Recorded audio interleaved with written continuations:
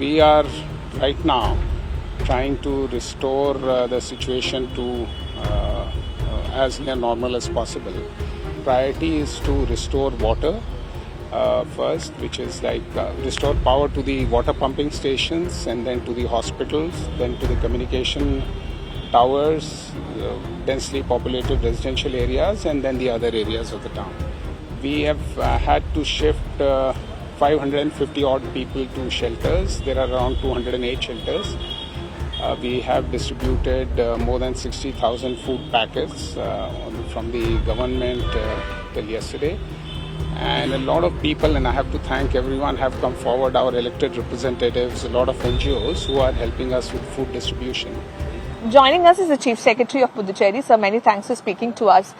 Can you tell us the situation on ground so far, sir? You've been coordinating and you've been holding meetings as well. What is the current situation on ground? So as you are aware, Cyclone Fengal made landfall in the intervening night of 30th November and 1st December, yesterday, which is about 6 to 7 kilometers between Marakaram and Puducherry near Kalapet, with winds gusting from 70 to 90 kilometers per hour, depositing 484 mm, or that's 48.4 centimeters of rainfall in a 24-hour period, which is the highest ever recorded in the history of Puducherry. We are right now trying to restore the situation to as near normal as possible. In the morning, all our substations were flooded and the feeder lines were down. So we are waiting for the water to recede. Around 15 areas have reported flooding of varying lengths and heights. And the water discharge rate, because of the high tide and all that, we are expecting that by evening 4 to 6 p.m. waters will recede, allowing us to restore power to most of the town. So our priority is to restore water first, which is restore power to the water pumping stations, and then to the hospitals, then to the communication towers, densely populated residential areas, and then the other areas of the town. So we expect that by tonight, and if it doesn't rain any further, because the tail end seems to be sitting upon us right now, although the cyclone has passed, hopefully things should be better by tomorrow morning. We have had to shift 550 odd people to shelters. There are around 208 shelters.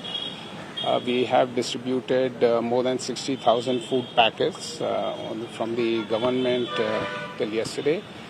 And a lot of people, and I have to thank everyone, have come forward, our elected representatives, a lot of NGOs who are helping us with food distribution. We have had, unfortunately, loss of 4 lives. But we are now in the process of assessing the damages to public and private property. And that's our plan of action. So do you require more rescue teams, especially from the NDRF, Indian Army, etc.? Is that something that the government is looking at?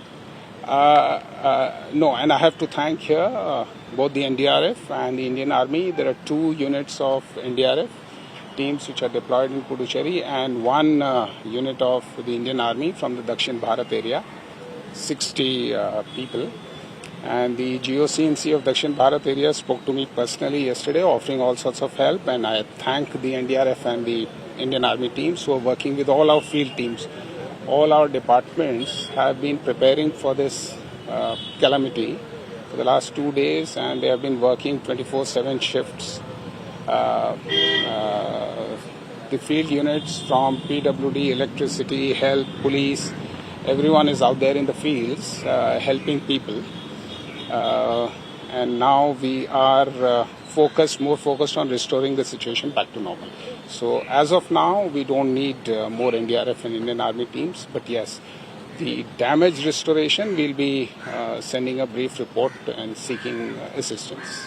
One last question, sir. When we visited some of these flooded areas, the residential areas, the people there said, they're not getting essential items, food, water, etc. Are efforts being taken to distribute some essential items, relief items to these people, sir? Oh, yes. As I said, yesterday we distributed about 60,000 food packets, taking help from Akshay Patra, some NGOs, 3 private medical colleges and 3 schools have helped us. They have opened their kitchens to help us in the distribution of food packets.